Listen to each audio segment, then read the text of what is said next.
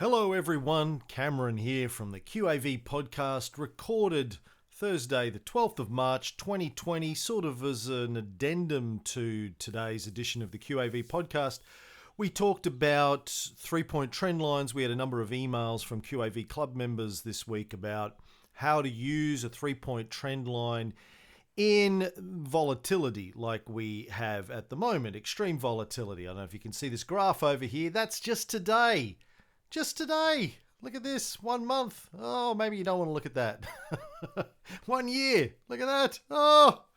Anyway, so what I thought I'd do is just do a couple of the stocks that we have sold today, and because they've hit their 3-point line, and just walk you through it. Because I need the practice as much as anyone. So I think the first one we got rid of today was Credit Corp.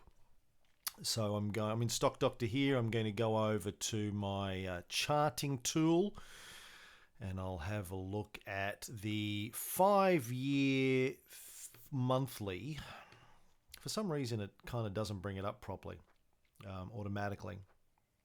Not even sure that's right. Let's see, that's going back to 2019. It's give me 5 years. There, like David Bowie said, 5 years, what a surprise. I said 5 years. Okay, enough of that. So you can see we take the lowest point on the 5-year chart. I've already done this one because we did it on the show today, which goes back here to October 2015. And then we draw a line through the next lowest one, which is here in February 2016. Sort of cuts through, or maybe this one was the next lowest. I don't know. Okay, maybe I should put this one here and maybe put this one sort of here. Right, something like that. And it gets here. You see where the line now intersects. This is our third point. This is where we say it has breached the downward trend line. Basically, the way Tony explains it is this line gives you an indication of where the support normally is for the stock.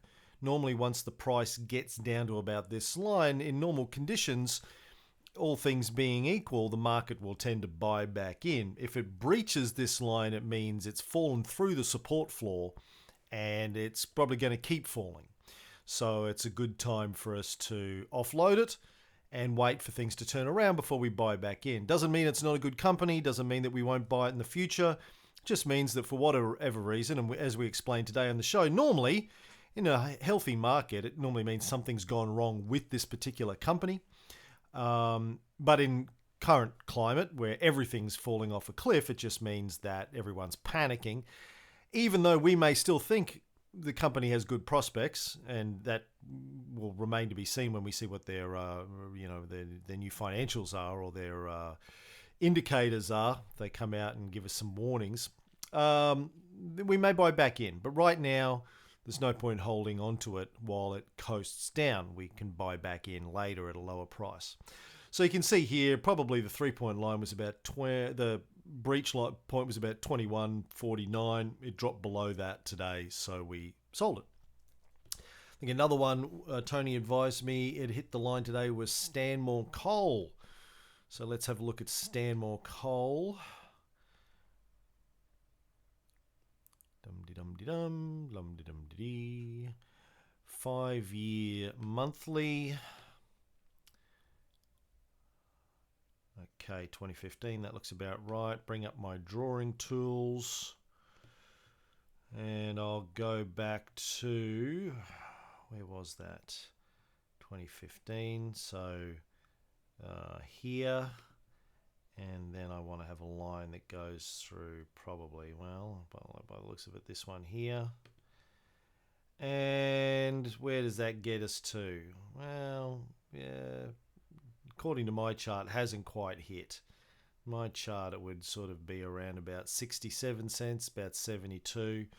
So maybe Tony drew it through this line.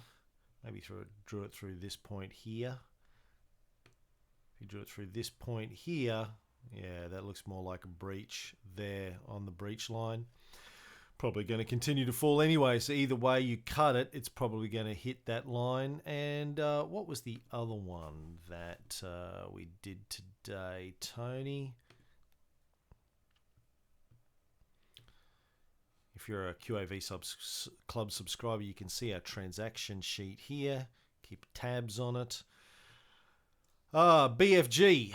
So let's have a look at BFG's 5-year monthly. Dum-de-dum-de-dum.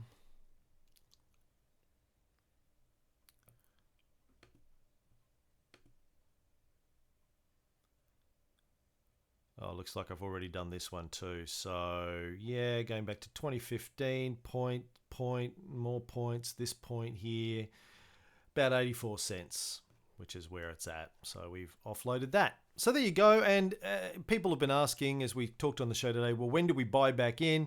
Tony's answer is when things turn around, when it stops falling and starts picking up.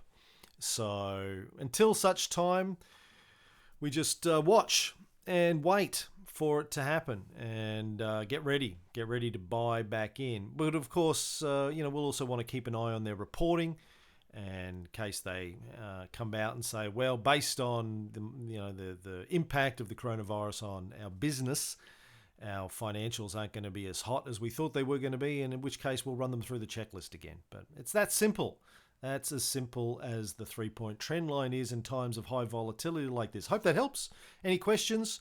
You know what to do. Shoot us an email and we'll answer them on next week's show. So good luck, stay calm, and don't try to catch a falling knife, as Tony says, and hang in there, folks. This is going to be exciting when things turn around again.